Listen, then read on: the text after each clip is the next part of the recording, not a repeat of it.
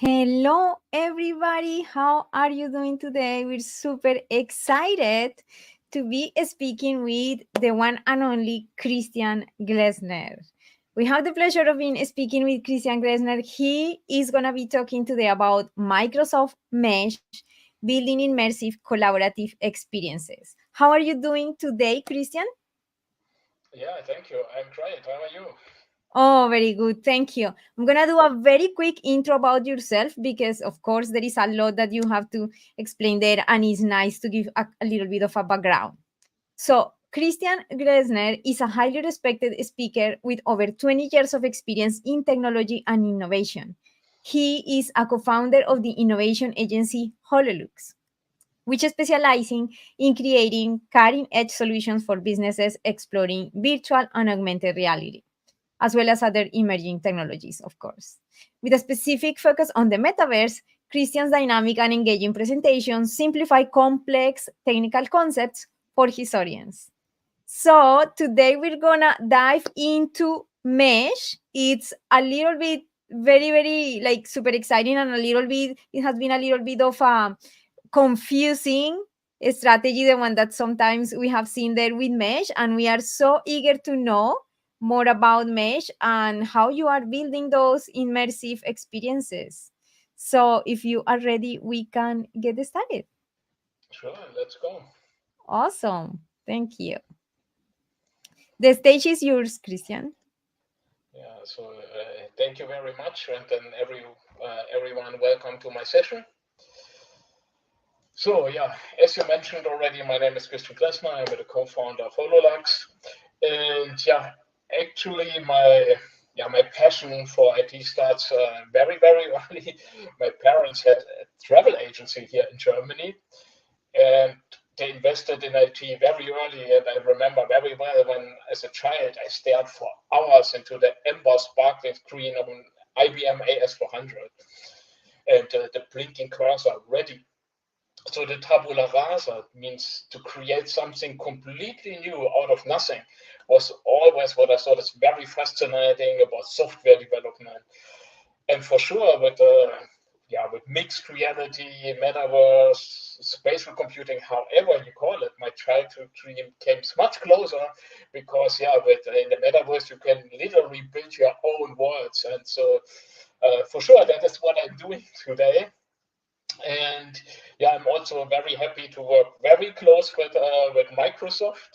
They I founded also the community I Love Mesh, and I was recently in Redmond again.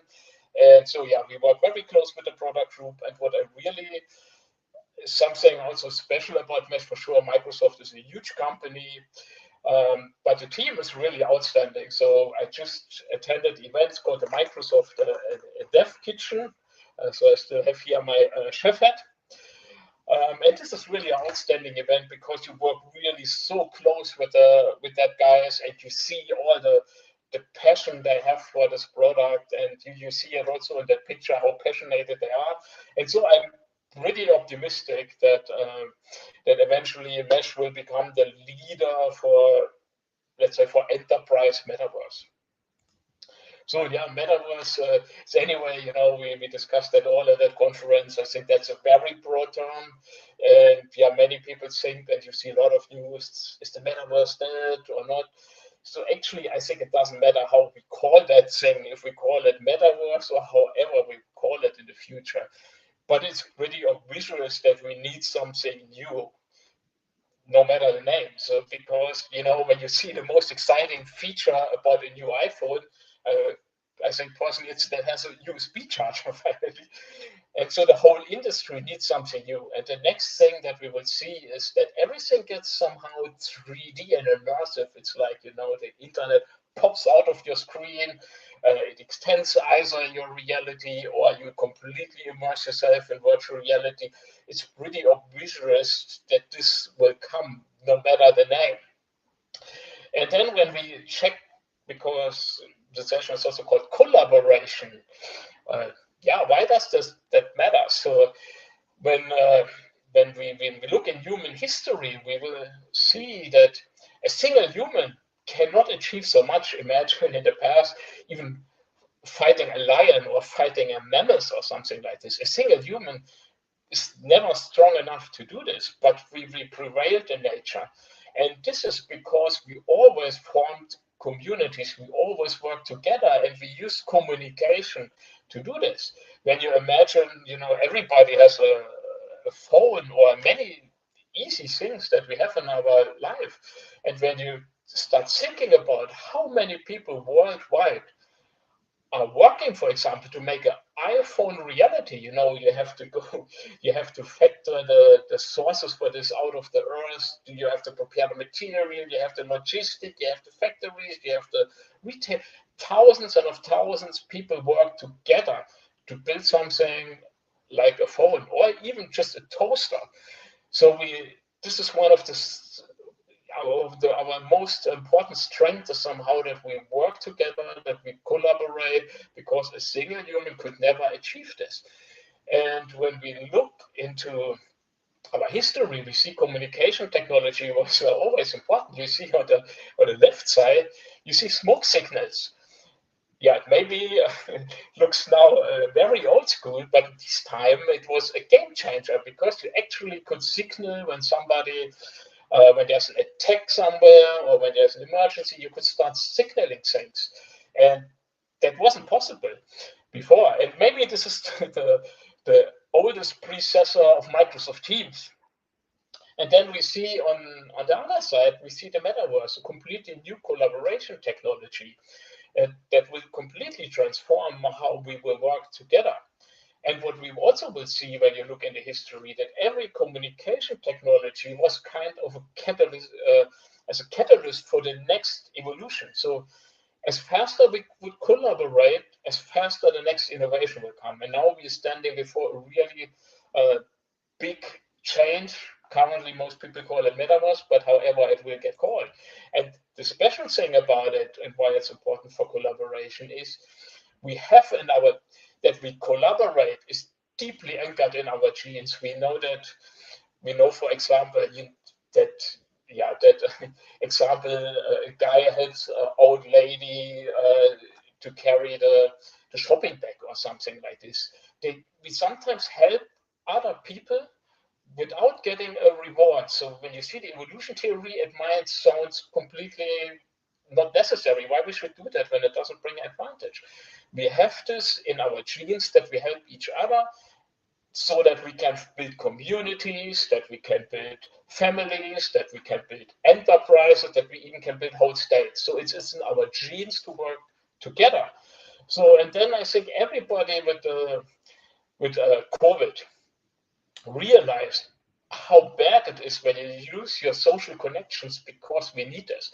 And there came terms like, Zoom fatigue, or later on they call it video fatigue. And this is because we have it in our genes, and then we lose this kind of social interactions, and a video call cannot do this. And this is why these problems came ahead. So it only stimulates the neocortex. But then we have a technology like mixed reality, which are a lot of studies that show that mixed reality is the first communication technology that is able to trigger our instincts and our emotions. And it gives us the feeling of a social presence. And now we can finally work together worldwide and have the feeling of a real presence, not like in a Teams meeting here. It doesn't feel really immersive or present. So it's really something different. I sit here for 3 screens. I don't see anybody. It feels somehow awkward. It doesn't feel very natural and good. Wouldn't that be much cooler? We would be all together and sitting together on a table and discussing the topic. So, and the metaverse will bridge this. And Microsoft Mesh is actually exactly built for this. And yeah, as I mentioned, it's an engine enabling enterprises, developers, and creators to build immersive experiences to drive employee engagement, and later maybe also B2C scenarios. But currently it focuses on employee engagement, more internal cases at the current stage. And what people also underestimate is this is not just a toy or a gimmick, it is a communication technology. And there are a lot of regulations that you have to fulfill, security, compliance things. For communication technologies have to be secure. And most of the platforms coming more from gaming. And so, but that a company actually can use the software, it have to be secure. It have to be compliant. So this is the foundation for everything. And Microsoft, they had Allspace, and many people were really frustrated that they, quit Allspace, and then there was a gap, and then they come with Microsoft Mesh. So it was a heavy decision, but they had to recreate the whole platform with security and compliance in mind, so that it's now the foundation. And actually, an advantage when you start completely from scratch. You don't have any old things that you have to carry in your back. And so Microsoft Mesh is a very young platform. And when I now see people, they see this and then they go into immersive spaces and teams and they think, oh, it's a gimmick, and you walk a little bit, it's not really a value, there are not so many features. But when you look behind it, when you look under the platform, you see it actually has a great platform beneath.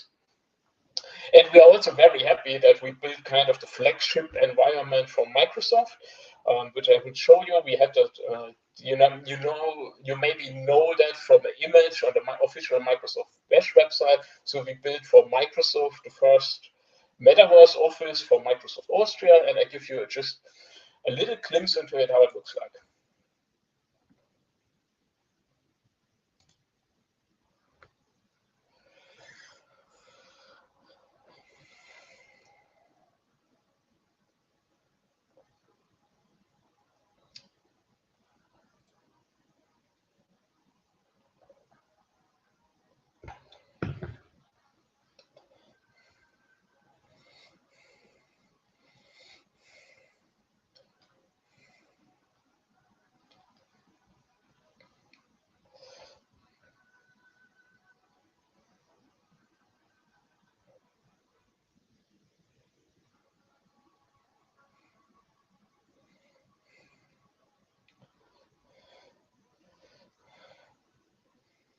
Yeah, so this was one of the environments that we built during the early access program.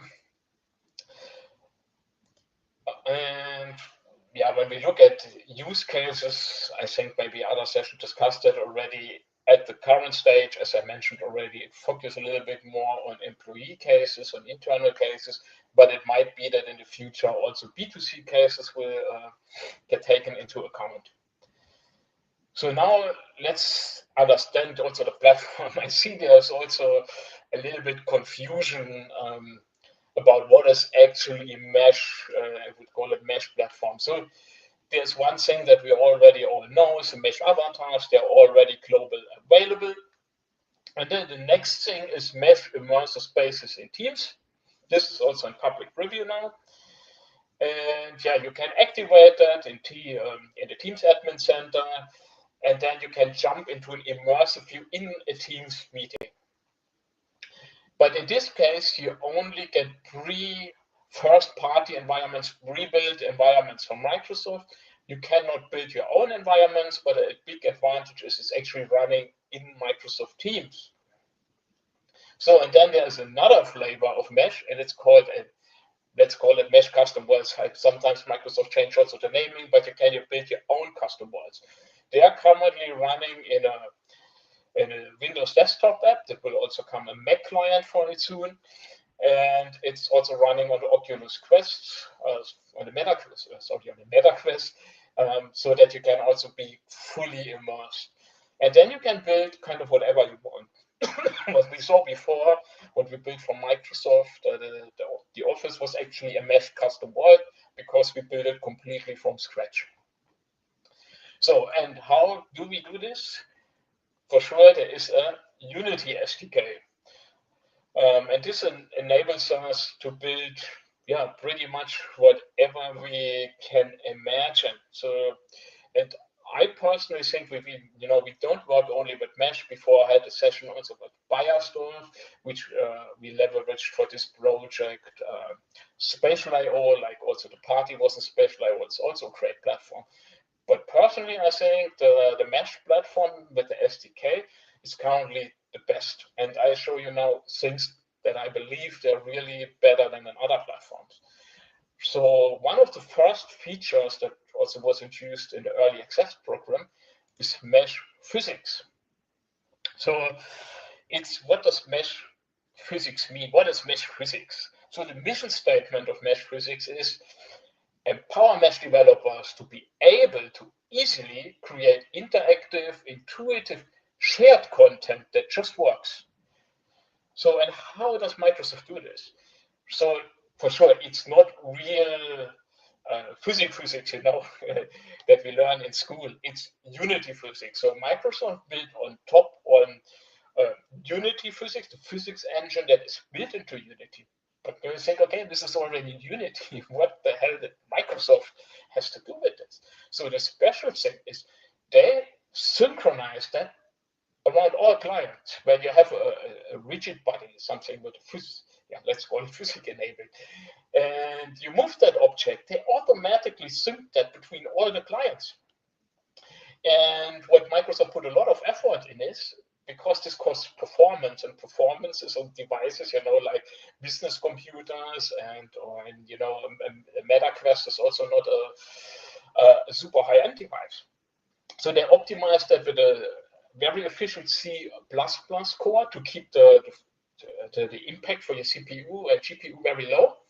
And also networking matters, and they compress all that all the transform data that is sent over the wire gets compressed. So that's a very efficient and super easy way to just build something very, very easy, like you build Unity, and actually it is a multi-user experience, and this gets shared over all the clients. And just to get a feeling about what is in our box here, it's we have something, like a teleport, we have explosion, we have gravity, we have velocity fields, we have magnetism, we have sticky body, orbit fields, speed fields, animations, and so much more. And this is all automatically synchronized between all the clients in a very efficient way. And this is also, I think, pretty unique. So we also played very early with this. So mesh physics was one of the first features that came into mesh.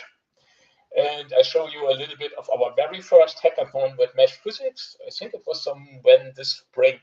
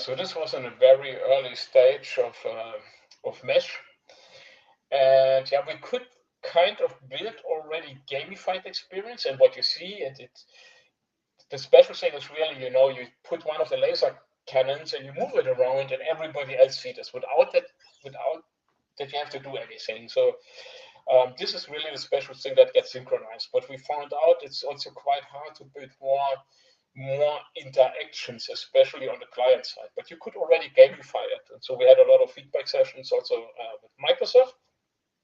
And then the next feature came, visual scripting. So visual scripting is something that it's a Unity feature actually that maybe it's even good for. I mean, we always even have discussions: is it more a developer feature, or is it more for 3D artists to enable them, or something between? However, it's the chance without programming skill, let's call it low code somehow, like PowerX maybe, to build something, to make something interactive without really writing one line of code. And it is also great because you cannot have, and that's maybe something for Unity developers sometimes frustrating. For Unity artists, it's great, but a Unity developer, he cannot write real Unity scripts for interactivity, because for security reasons and some technical reasons in Unity, you cannot deploy that custom script, custom Unity script into clients in a multi-tenant solution. And visual scripting gives you the way to anyway build very interactive, very gamified experiences.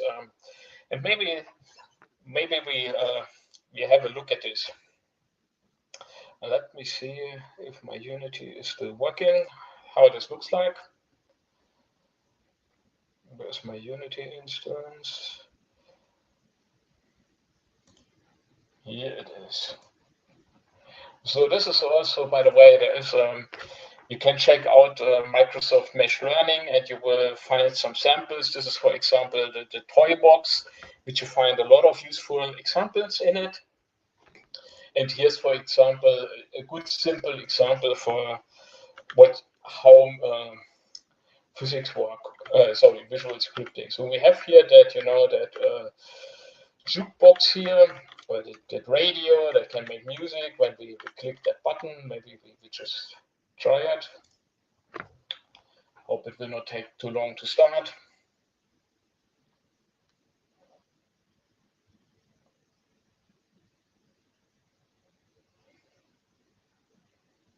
Yeah, sometimes I have to feel Unity development is 50% or even more just waiting time.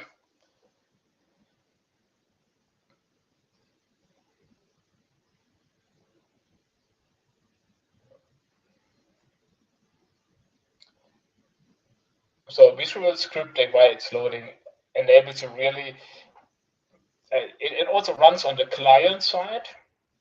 That means it's very, from the performance perspective, it's very efficient to build something. And then you have some, let's call it outcodes. But by the way, by design, visual scripting works only on one client.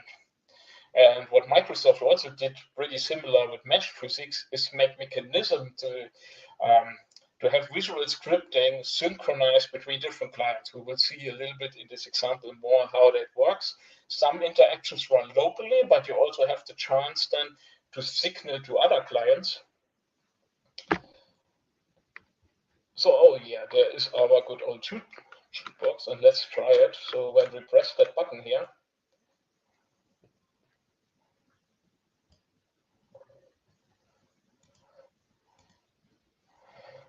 and you see it starts and toggles the music. So how is this done? It's completely done with visual scripting. Maybe let's check that object here. This is when we have the radio pressable jukebox, and I hope you can see it on the screen very well. What we have here, some variables that we can set, like the music, the sound, some variables like is playing. This is tied to this object. And then very important, we have this script machine, which actually enables the visual scripting. And And yeah, we can click on edit graph. And when you double click, by the way, it opens in full screen, so we see it maybe a little bit better. Something's wrong with my mouse here. Okay, so zoom a little bit. Okay, yeah, what we see from one part is, for example, there is an area for what's running on the local client, and there is an area that is running shared by all clients, so for different scopes. And we have a variable if the jukebox is playing or not. And on our object, there is a prefab that comes from Microsoft that they give you with the Unity SDK, and it's called interactable body. And our jukebox, especially our button, has this object, and we can then react when somebody, for example, click on this, when it has a click event, and then we can listen on this with a special mesh activity. And yeah, when this is true, we set another variable, and what we see here is shared by all clients. So this happened locally. I click that button, I set that variable is playing, and this is shared across all clients. So let's say the local part ends here, my client triggers this, and then it jumps, but not just on my client, it jumps here in this area for all players. This is shared between all because we set this shared variable. And we listen on that state change, and then we start playing that audio. And yeah, when this is true, we set a trigger. There is an animator on that button, and that button has a small animation, and we toggle this with this action. And this is running, then shared will happen on all the other clients. So let's see it maybe in action. Let's get a little smaller. I hope you can see this.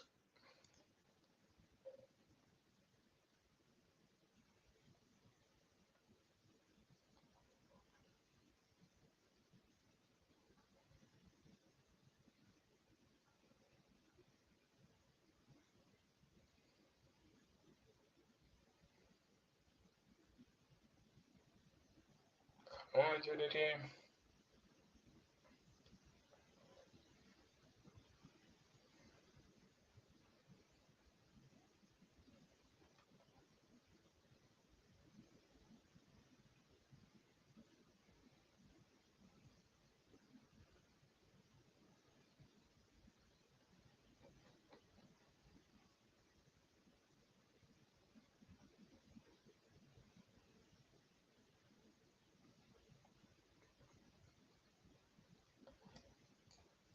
Okay, so we are back here.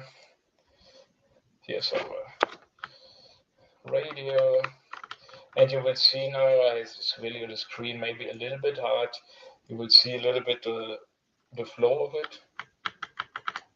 You will see on the upper side, we click it. I don't know, somehow maybe it's the wrong music box. Let me see a second, maybe that too.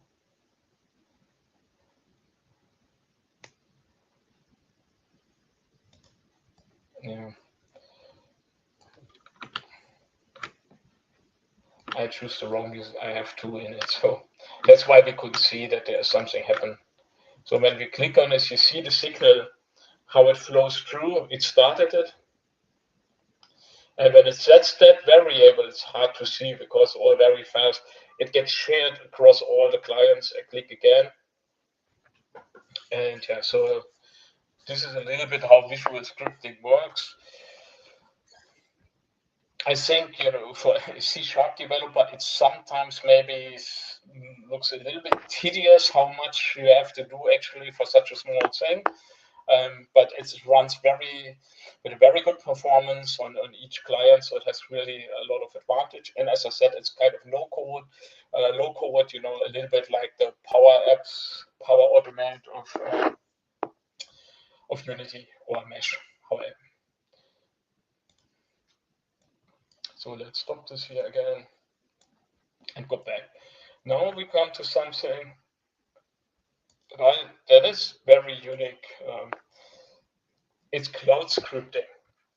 We also know that already for people who already used before Allspace VR, we had this MREs, these mixed reality extension, how they call it. It was the ability to have on a server running script that over a proxy could manipulate Unity environments and Unity objects.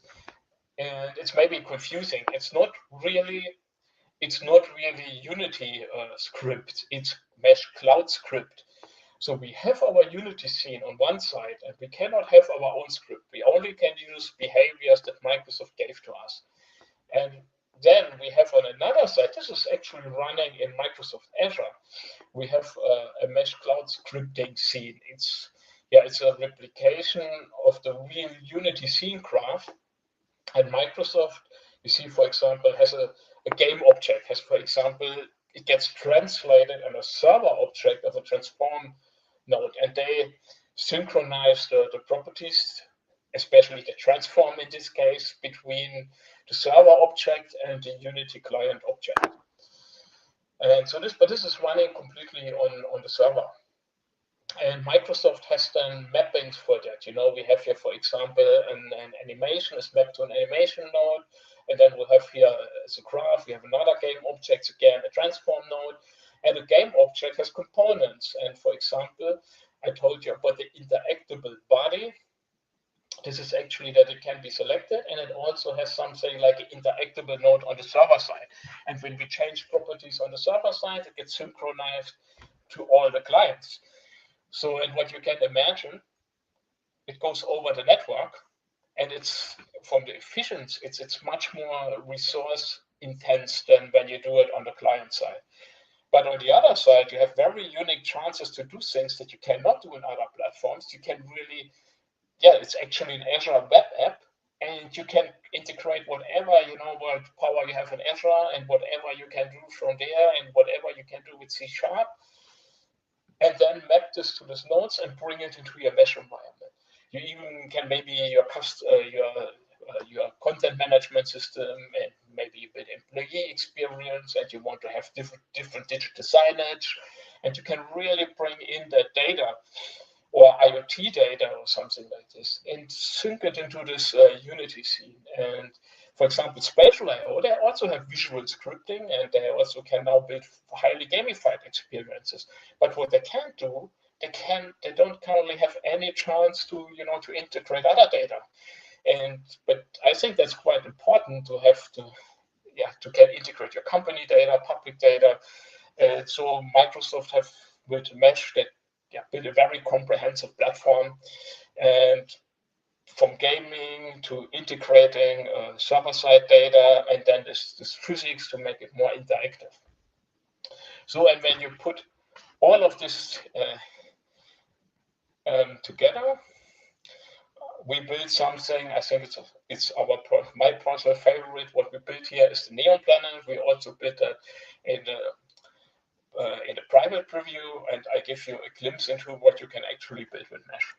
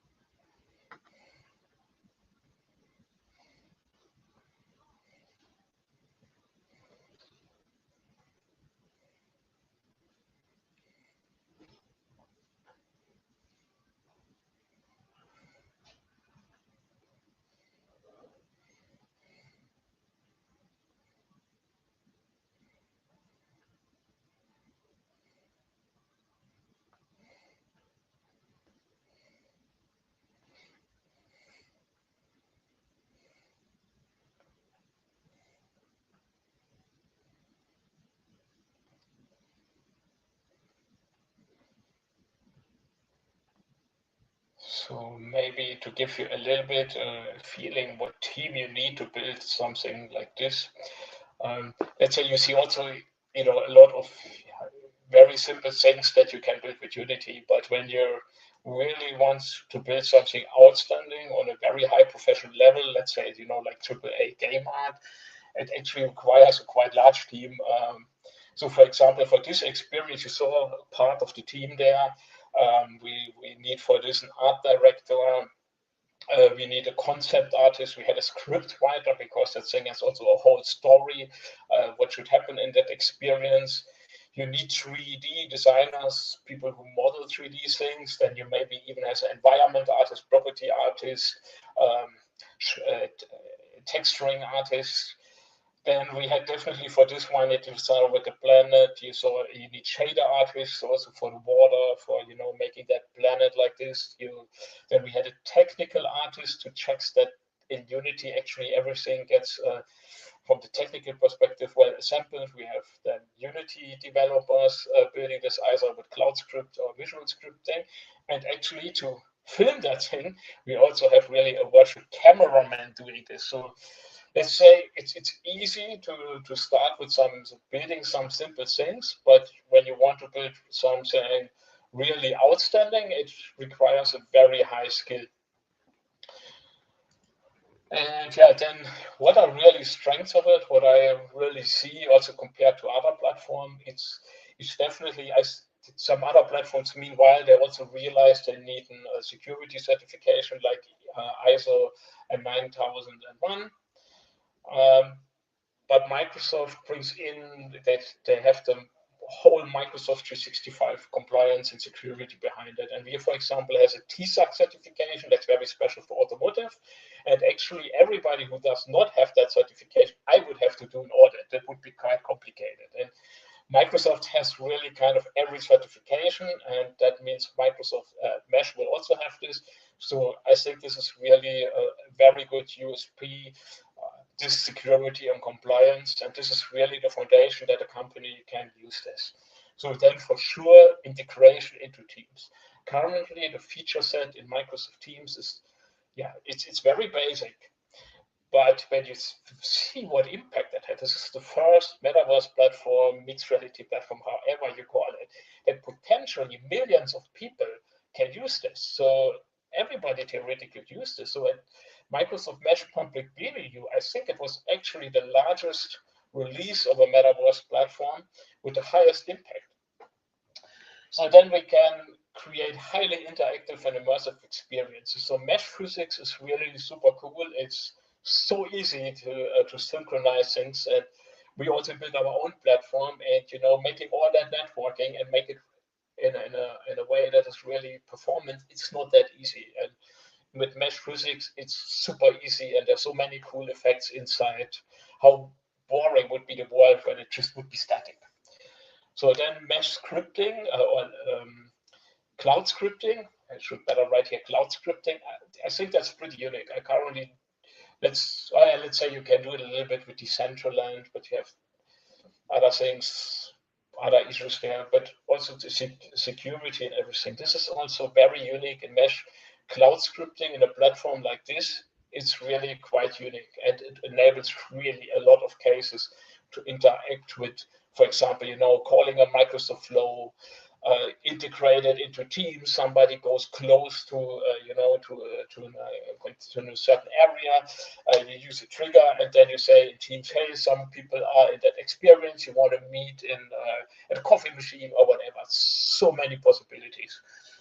And then mesh visual scripting. Let's say this is not really a USP because also spatial has this, and you see spatial also goes more from the collaboration where they are coming. They go more into that gamification area, and you see you can really build with visual scripting kind of even games.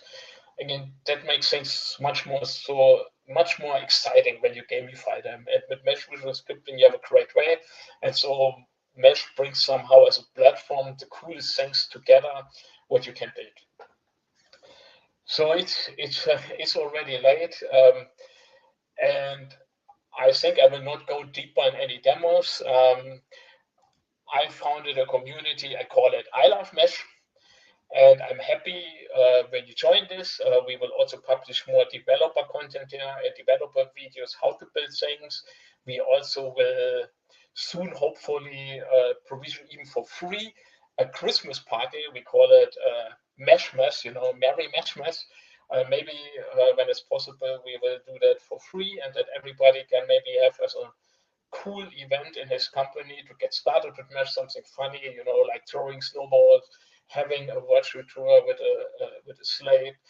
Um, so I'm happy when you join Mesh. I love Mesh, and when you follow me on LinkedIn, we stay in touch. If you have any questions, I'm always happy to help you. And yeah, thanks for listening to my session. And now I'm happy to answer questions if there are some.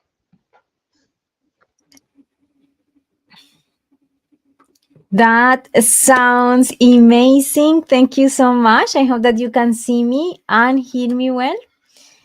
Yes, so that's great. We have many comments here, just to let you know, Christian. So that's super exciting. One of the questions that I have that came from Charles, it says, will Mesh ever be available without Teams account? How Alt Space VR used to be? What are your thoughts? Sorry, say again, with a Teams account? The question from Charles is, will Mesh ever be available without a Teams account in the same way that Alt Space used to be? So yeah, let's say Microsoft Mesh is tied to the M365 license. So that's the requirement currently for Mesh. And yeah, let's say maybe that brings to a little bit to the, let's say, adoption challenges is it requires for the immersive spaces is kind of in all licenses integrated, the pre-built environments from Microsoft. So when you can kind of use Teams, you can use that. There are some things with education licenses, but most people can use Microsoft Mesh. Then when you want to build custom worlds, you have to have a Teams premium license only for the custom worlds when you want to build custom things. And it's a monthly subscription, let's say $7 around per user. Yeah, this is for sure a little bit of a burden here because you have that initial cost to build the environment, and then you also have that monthly subscription. And when you see it long term, when it becomes normal for us to have much more meetings immersive, the $7 is actually not so expensive. But when you see at the current stage that you might have a town hall or a small event or some things where people just can try with a small POC, and you have immediately to do a monthly commitment. That's a little bit challenging. But Microsoft, you see with this also, we saw things like this also, with, when you remember BPOS, the previous, I don't know how this was, the beginning of M365. People really didn't go there with adoption and everything, and also with cloud. And it took a few years, and then the people finally go. And Microsoft here, I don't think they try to make it a quick win. It's a large team. They invest a lot in this, and they will invest for many years. And I think the adoption will not be like boom. It will be rather, go slowly up. Yeah, that's great. Amazing. We are having a little bit of clarification here about if the fact that cloud scripting is the same than the MRS. C.A. Callahan and Charles were discussing about this. Is it the same? Is it different? So the what? I couldn't hear that very well. If cloud scripting is the same or similar about the MREs. Oh yeah, it's let's say the technical approach is quite similar. The difference is the MIEs, they were built with Node.js, and now it's built with C#. But it's the same principle. You have a server code, and it's synchronized via networking, Unity objects with your server code. Similar architecture, but different programming language. Yeah, Charles is saying like NROC, like the NROC. Okay. Thank you so much. Okay, any other questions? Everyone is excited. Charles is saying, yeah, that it's being building in other platforms. So hopefully, just before we go for One thing clarification. I also saw Charles ask question. So if that will B2C or things like this, like open, I Mm, can at the current state, I cannot say that. I'm even not sure if Microsoft knows themselves. At the mm, current stage, they're working on the employee engagement. We saw that already partially. It was, let's call it even a bug. You could already have guests into it. I think this is still how the market will develop. So I think there's currently no answer for this. But I personally, I would appreciate it would come like this. But Microsoft is stronger in the enterprise area than in the consumer area. yeah, Charles is mentioning now. Yeah, the messages are a little behind for me, but yeah, thank you so much, Christian, for such an amazing presentation. We really appreciate it of your time and commitment with sharing your knowledge. So we can follow Charles as well on LinkedIn as Christian Glesner. And of course, you can visit www.hololux.com. Thank you so much, everyone, for attending this amazing presentation. Thanks, Christian, and see you in the next Thank you. live Bye bye. session. Bye for now.